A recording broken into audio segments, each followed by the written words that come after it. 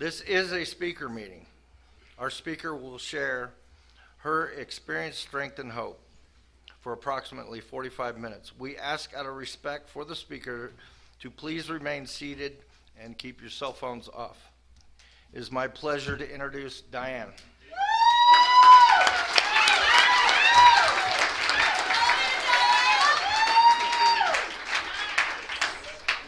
I'm Diane, and I am an alcoholic. Thank you, Reed, for my water, and the committee for asking me to speak. God, I wish. I grew up in Yuma, Arizona. I come from a big Hispanic family, and alcohol is always involved in any celebration, sadness, whatever. Grew up with an alcoholic father, and you know, of course, when you're a kid, everybody says, I'm never going to drink like my dad, I'm never going to do that, I'm never going to do this. And he was a violent alcoholic at the end of his career of drinking. Anyway, my brother and I, we vowed to each other that we were not going to drink like my dad. And as we grew up, of course, you know, about 15, 16, we started drinking, well, kind of like my dad. And and that's just how it was. I ended up getting married when I was 17. I had my child, and I had to get out of the house because it was volatile, it was insane, things were just crazy, and I thought that was a good way out, and so did my boyfriend at the time. So we're married, and now we're starting our careers, and you know, he got out of college and everything, and we're doing fairly well. But you know, back in the 80s, I don't know if you guys remember the 80s. That was when you worked hard and you partied hard. I think that's when hot tubs came out too. Not a good decade for me. Streaking was also hot back then. And and I got to tell you, I went to Yuma High School, and our mascot is the criminal. Swear to God, it's a little criminal guy. He has a ball and chain, and I was at Walmart one day and I had this Yuma High criminal t-shirt on that said criminal. And this old man's walking by me, and he's like, just keeps following me. And I looked at him, and he looks at me and goes, do you have to wear that? Well, I wear what? Your shirt. It's, you know what it says. And I said, yeah, well, I'm from Yuma. And he just looks at me with this completely blank stare. You know, I think everybody knows Yuma High. So this lady thankfully walked by. She goes, oh, I just got one of those shirts. I was in Yuma and picked one up. And I said, see, it's from my high school. It's no big deal. I don't even know why I told you guys that. I just want to spread the charm here. So I was not an everyday drinker. I was a binge drinker. Because when you're that young and have a son and you have to get a job and everything else, and you're trying to go to school at night, you have to kind of try to balance your whole life. And at that time, being a binge drinker worked for me. So every 3-day holiday was get out of my way. I have things to do now. You know, we always had the big parties. We had a pool. We had, you know, the big kegs and bottles of wine. And my favorite was Jose Cuervo. I would drink tequila. Jose Cuervo, you are a friend of mine. I like to drink you with a little shot of lime. And then something about breaking up fights on the table and all that stuff. And that was my total anthem. I loved that song. So I could pretty much maintain. And as we were going on, my dad died from alcoholism he was 47. And then my brother, when he was 33, he died on his birthday from alcoholism. And so I knew I was next. I mean, I'm older than my brother by 1 year. But, and that's when I made a vow to God that I don't want you in my life. I don't want you around me. I'm not ever asking you for help. I'm not going to depend on you at all. And, you know, being a Hispanic person, I was a devout Catholic. I mean, I know some of them become Protestants or whatever, but not in Yuma. And so that started my drinking affair.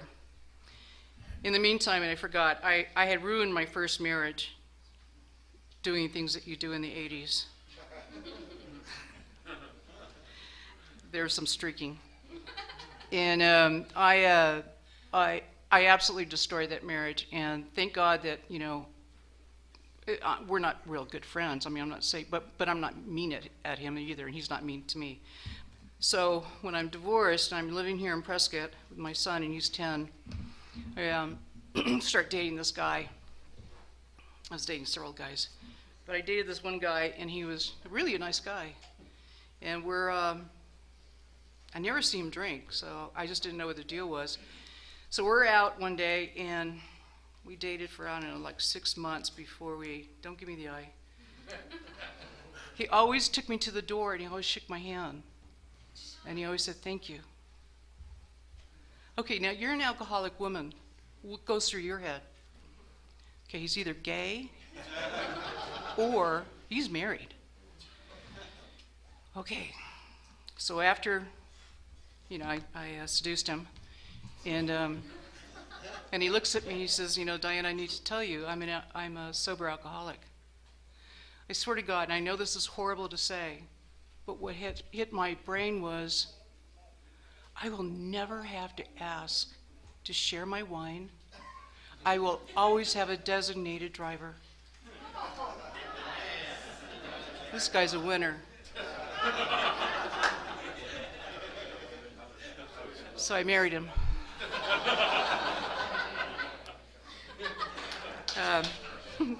We're going to celebrate 33 years of marriage next week.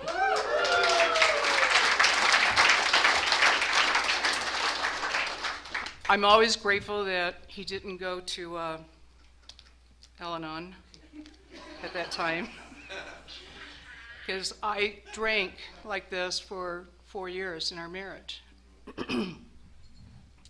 And luckily, a few years back, I had asked him why he never said anything to me. He says, because I knew I was watching my wife die, killing herself, but I also knew if I said anything, you'd be out of here. And he's right. He's absolutely right. If there had been one word, your drinking's a problem, but I said, I'll take care of the problem. I'll just leave. And I would have. I'm kind of an asshole that way, Well, not now. I'm not an asshole now. So we, in May, the Memorial Weekend, we went out and softball. I used to play a lot of athletic stuff and this softball tournament and stuff, and I was drinking and drinking. If I swear, if I'd have known that was going to be my last day of drinking, I would have had a lot more. But because I'm already, I already had that feeling, just that low-level buzz, but I couldn't get the right one. I couldn't get that feeling of everything's great. So we're in this bar, and we're doing the drinks, ordering, and I order my wine, but I always have to get up and go to the bar area and order a wine to take into the bathroom, to drink in the bathroom, so when I get back, that wine will be ready for me. I couldn't have too much time in between there anymore. And I couldn't get drunk either. I couldn't get that perfect feeling anymore. So we got home, and I guess I passed out. And I'm not kidding you, like I believe in UFOs, and I believe in, stuff like that, like crazy monsters running around. I can almost believe all that stuff. But God's voice came up to me, and he said, it's time. That's it. That's all it said. It's time. And I remember opening my eyes, and I said, I know. And I knew. So John came into the bedroom. Oh, I'm sorry. This is my husband, John Erickson.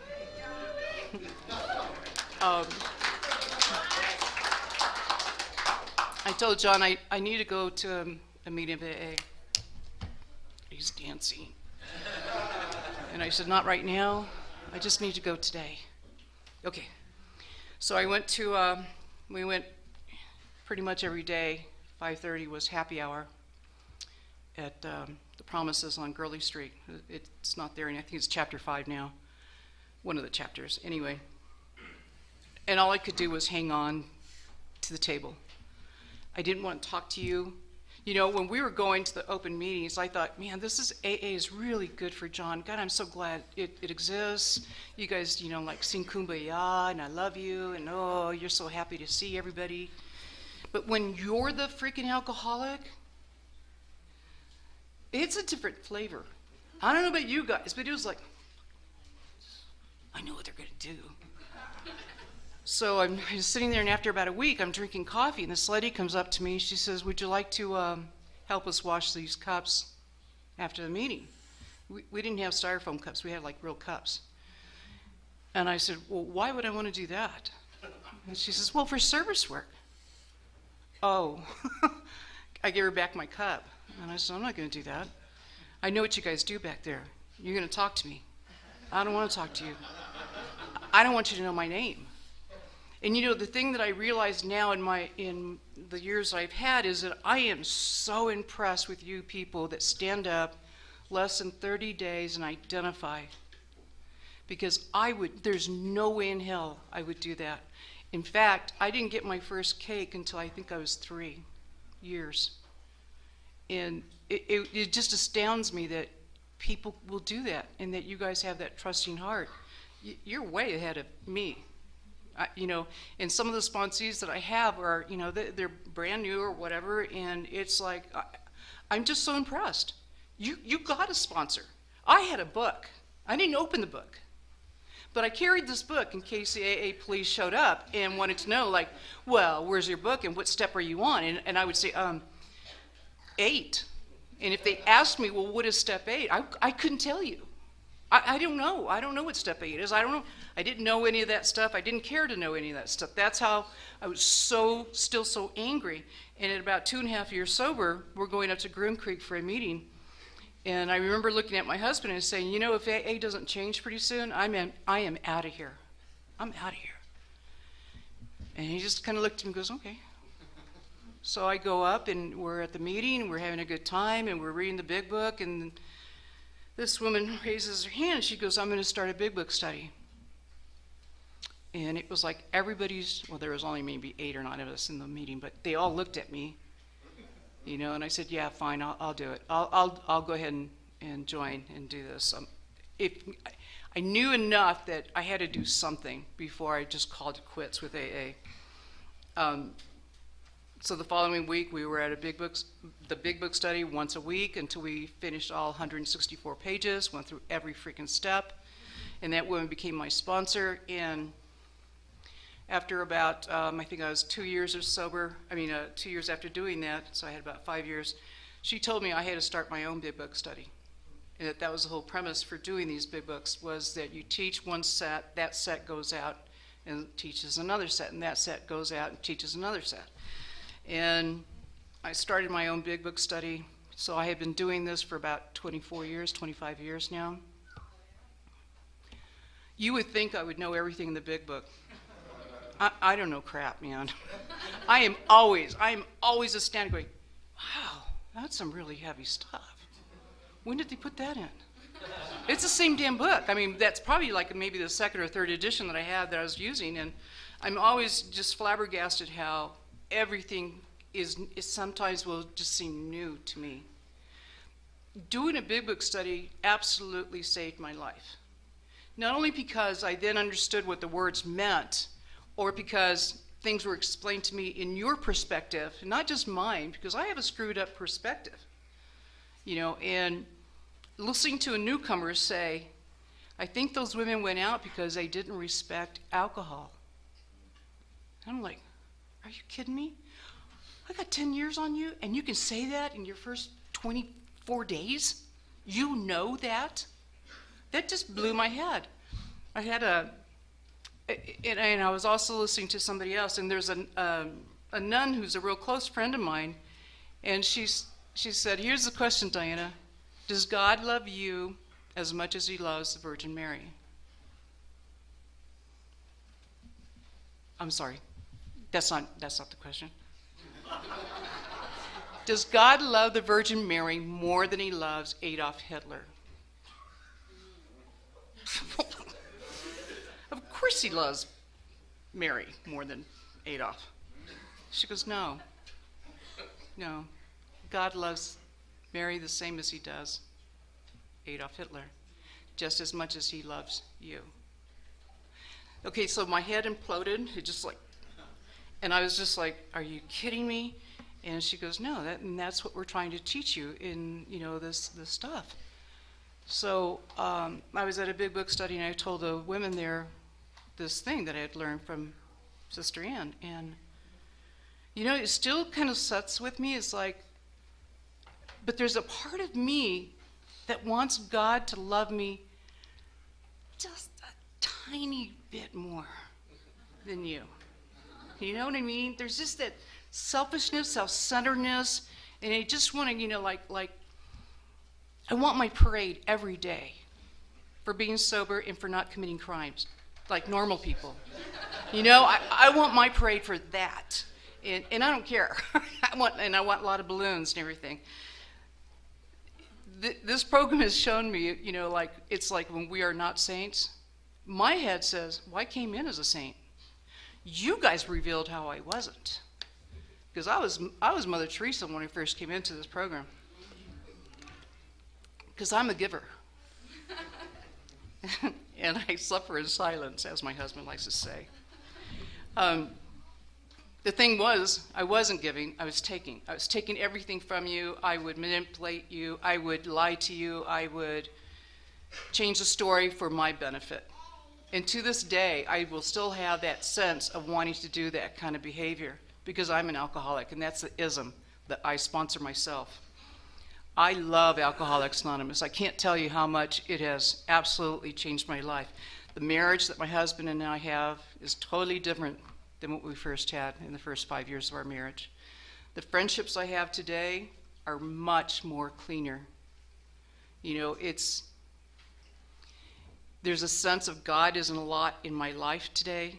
And I'm a fighter. I'm one of these people that used to get into fights and stuff. And I know, because I look so nice, I wouldn't do that, but I would. I sat in my ex-husband's car with a knife trying to cut his tires because he had sold my Volkswagen Bug and got this 4Runner. And I was like, sitting in a parking lot downtown. I drank downtown, and I got sober. I've lived in the same house for 33 years. All I can tell you is that, give this program a chance. I remember whining to my sponsor and carrying on about how I was a victim, but I don't know, some made-up stuff that I hadn't done. And she pulled out a 20. She says, go buy a bottle. Shut the hell up. I can't make you want to be sober. This is your deal. This is between you and God. I can't make you want to stay. If you think you can do this on your own, do it. And when I hear people say, I'm going to go stay, in the desert for 6 months and I'm going to stay sober out there, great, man. If you can do that, hallelujah. I can't. That first tradition, our common welfare should come first. My personal recovery depends upon AA unit. I can't do this alone. I've already tried that stuff. And I'll lose. I'll lose every time. The best thing I've had in my life, too, is sponsoring women who are crazy as I am, who have taught me a whole lot. Yeah, you, Rachel. and just the fact that they share with me about their inner demons, about what's going on in their head, because it also reminds me I'm just like them. There's no difference, I do. Man, that was a big moth. I do work on my patience level. I work on acceptance a lot. I have to, sometimes I get into these crazy thought sessions of how the world should be, and I want to force it down your throat. And I have learned that I can't do that either. What I'd like to do now, if you guys don't mind, is I'd like to open it up for questions because I'm much better when I have interaction with the audience. Does anybody have a question they want to ask me? I'll pick on somebody. Lucy, did you have a question, hon? Oh, I did. Yeah. Let me think. I'm trying to get that formulated in my brain. So, tell me how you work those steps. Like, I don't really understand how you go Well, what I do, and what I've done with you, is we go through the 12 and 12 and we read the first 3 steps, because there's nothing in there that says you have to write anything down. If you like to journal, I tell my sponsors, journal, do what you need to do. On the 4th step, it is a lot of writing. And it is about, when you open the big book and it only has the 3 columns, people think that's all you have to do. It's not. There's another column, it's just in written form, and it talks about your behavior, your insanity, your selfishness, self-centeredness. And then it talks about who did you harm? What kind of, did you raise suspicions? Did you, and that's the sex inventory. And then there's a fear inventory, and then there's a sex ideal. And what I love is it says in pages 69 and 70, a little apropos there, where the sex ideal and stuff is, it says, if we continue to hurt others and we are not sorry, we will drink. And that is a promise in the big book. And to me, that's always stuck with me, is that, if I'm not sorry for harming people, this sobriety is not going to last well. And then you do a lot more writing you don't have to do any writing for 5. You just have to kind of tell me all your deepest secrets. 6 and 7, you write down, your character defects. And then 8 and 9, you write down who you need to make amends to. And amends, when I first came into this program, I had 1, 9, and 12 down. I didn't do the other ones. I just said, yeah, I'm an alcoholic. I'm really, really sorry. Let me tell you how spiritual I am, and you can be too. That's that, I don't know, craziness stuff that we go through. But I love the amends. I made an amends to my husband, my ex-husband, and I think it was about 8 years sober, and he said, can you meet me at this restaurant, which is now Sober Way. It used to be the mining company. And so I go in, and he's got a beer, and I said, I'm here because I'm now 8 years sober, and I'm an alcoholic. I've been sober for 8 years. And he looks at me and goes, every day? Yeah. Really? Not one beer, not one glass of wine? No. So I give him my whole talk, and I told him, how I had harmed him. And then I told him how I was going to be a better wife. Obviously to John, not to him, but he was okay with that. And I said, but I need to be clean with you. I mean, there were times when I could have been a better wife. There was a time when I know I should have stood up with you, and I just let you flounder. Because I was mad, and I was going to punish him. You can go down in your own boat. The stuff about the infidelity that I had, I didn't go into detail with that, but I just said, I could have been, upfront with you if I thought that this marriage wasn't working. We could have gotten help. There were things that I should have changed and done, and I'm truly sorry for that. I will tell you, my amends is that I will never do that kind of stuff again. And when I got out of there, finished with, he did say, well, I wasn't all that great of a husband. And I said, I'll tell you what, if you want to come back when you're sober and you want to make amends to me, I'd love to hear this part. I really would. But I can't, because I will dash into that and say, well, yeah, you're right. You were an asshole. And so I told him that. Of course, that was over 20 years. Haven't gotten an amends from him yet. Kind of gets resentful every once in a while. I want to send him a little note like, hey, did you stop drinking? And then 12. I tell my sponsees, you need to be of service somewhere. It doesn't mean you just have to be of service in AA. If you like walking dogs, go to the Humane Society. They need walkers. If you want to go feed somebody, go to a shelter. Help them. My husband and I are involved in a lot of outside things that were of service to this community. And I love it because in the big book, it also tells you about Bill W. said we needed to be part of a community. He's not talking just about the AA community. He's talking about the Prescott, Arizona community, United States community, And that has made a huge influence on me, because then when people in normies who find out that I am a sober alcoholic, for whatever reason, whether I tell them or they just know, it opens a door for them also to know that I'm not a drunken witch running around, trying to be friends with them. They know that I'm a solid person and I have a good standing in this town today. I worked in the legal field for all my career, and there was 5 years I worked in narcotics. And I'll tell you, I never did a real drug in my life.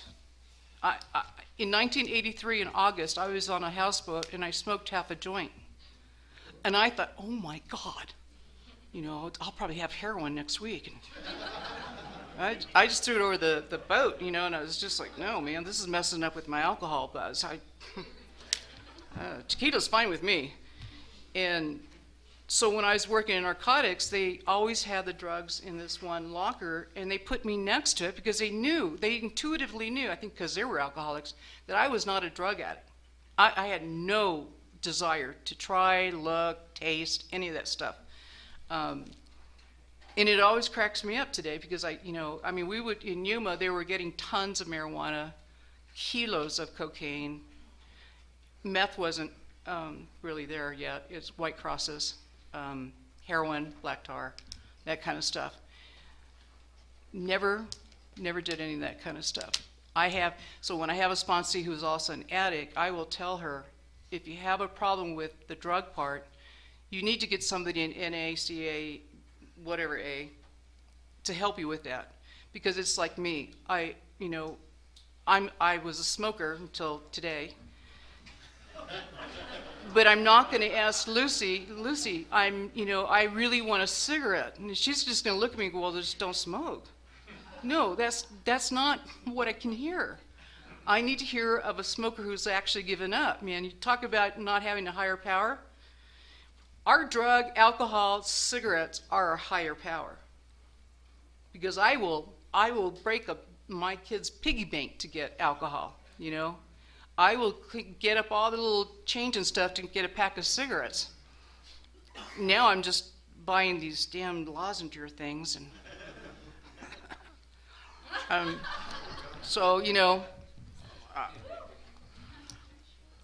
and this has really gotten me down on my knees, this quitting smoking. It's like, oh my God. Jeez, I see people driving and they're smoking in the car. It's like, what a beautiful sight. This is America. And today, it's just like, oh my God, okay, never mind. I just can't do that anymore. So, I don't know. I don't even know what I'm going on with, but it's like, I love you guys, and I'm so grateful that I get to speak with you. I know I'm not a very good speaker. It's truly, this makes me so nervous, and so, my stomach is like, I'll give you $5, okay? But if you're ever interested in knowing about Big Book Studies, please take our number. I know we have one, my husband has one, strictly men and then women. We've done the co-ed thing until we get to the 4th step, and that was kind of... I will tell you, man, the one thing about the 4th step with the sex inventory is an old-timer was in our group, in the women's part, and she told me what she did, to our whole group. And I looked around at everybody else, and I was like, is anybody going to, kick her out? This was some serious stuff, stuff that I had done. And it was just like, man, you can say that in AA?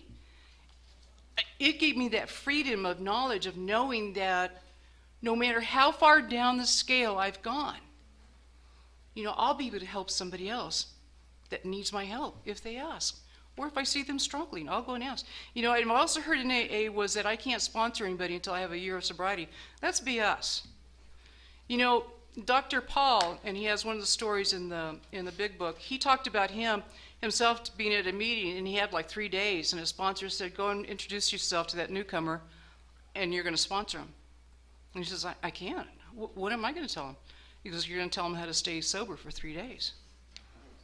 And then maybe that'll give you the inspiration to start working your steps a step ahead of him. And, that always made sense to me. The other thing, too, that I've heard and I've seen, and it's been told to me, was we don't go up to newcomers and say, hey, I'm going to be your sponsor. If the newcomer wants to be your sponsee, they'll come to you. Well, if you read the big book, Ebby went to Bill W. Ebby didn't wait for Bill to call him. He knew that his friend was dying from alcoholism. So, I'm the kind of sponsor that you do what you need to do. You can ask for my suggestion. I'll give you the suggestion. Doesn't mean that I'm going to break up with you if you don't follow my suggestion. Just means that I'll just hold you when you're crying, because you probably will, because I know everything. Thank God for Facebook. Next question. I'm wondering if you have any thoughts on, I got sober around the early 90s too, and I just like to say, no, you can't get sober where you party. Right. You have to change your playgrounds or something, but Well, I didn't get to go through a detox or a, I didn't either. what your thoughts are. I've thought about relapsing now, so I could go to Hawaii to a rehab. John told me, well, you can go to Hillside. Never mind. What it says in the big book, in the 12 step, it talks about if you have a purpose for being at a place that has alcohol or serves alcohol, then you should be protected. If you get that sense that you shouldn't be there, leave. I've gone to I don't know how many weddings in my family, and there's tons of alcohol, that if I start fantasizing about that tequila shot they're all taking, then I start picking up paper plates. I start wiping down the counters. I start, chasing the kids around and chasing with the water hose or something. And, I make my own little chaos to get away from that obsession, because that can happen real quick. I was supposed to speak at a meeting at downtown, and we had to go to a retirement party for a normie, and the lady that was talking to me had a tumbler of Jack Daniels on ice, and the light was hitting it. I could hear the angels singing, it was, oh, and she was like holding it up, and I'm just like, oh, wow. I turned, found John, and I said, I got to go outside. I have that intuition now, that intuitive thought that you're looking at that like you want to take it home. You need to leave. You need to call somebody, you need to tell somebody, you need to go to a meeting, you need to just get away. I have to feed my recovery. I don't need to feed the disease. That thing is strong, man. It's on its own, it's doing the push-ups, it's waiting for me. You ever had the bad drinking dream? Well, my dream was I was in Mexico at Rocky Point, and the Bud Light truck hit the Corona truck. And all this beer is gushing out, and I'm like running, and then a group of AA people are walking down the sidewalk. I'm like, fuck. I woke up and I'm like, did I drink that? I don't know if I did. Well, that's that kind where you wake up and you're like, it's kind of like when you wake up with the wrong person. Oh, that feeling. Did that answer your question about the? Yeah, I like how you're more focused on the relationship with the substance than saying it identifies with a building or an activity. Yeah, it's about. Yeah, no, I still live, 3 blocks away from where I drank. I used to lay on that sidewalk on Whiskey Row, hoping somebody would run over me. That feeling that I just want to give up, man. Just nobody would run over me. Nobody was coming. It was just like, man, normally this street's pretty busy. Or you drive on the wrong side of the road because I became British. Hello. I'd wave at people and cheerio, cheers, and nobody hit me. Nobody would run into me. I've been in different accidents where I've had to have a woman's bra put on my arm because I dislocated my arm when I got thrown out of a Jeep. We were four-wheeling, drunker than skunks. And had to call John and, have you been drinking? Oh, 1 or 2.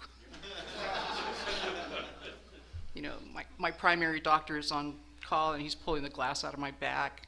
I went there with a windshield and stuff.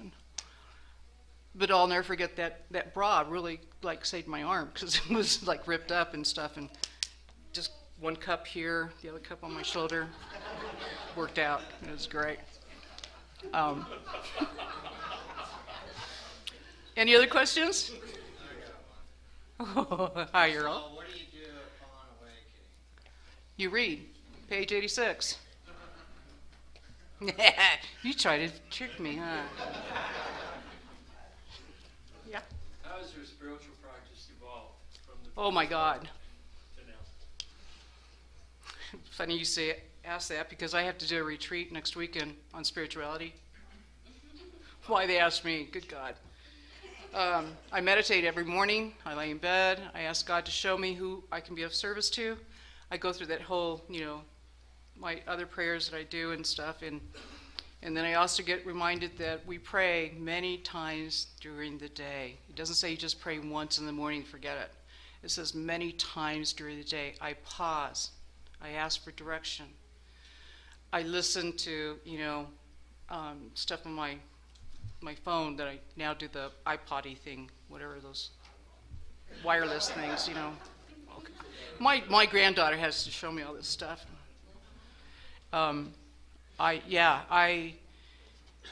There's this one quote that my husband had on his desk, and it said something about like my spiritual program starts with 30 minutes of meditation, unless I'm in a hurry. Then it takes 1 hour of meditation.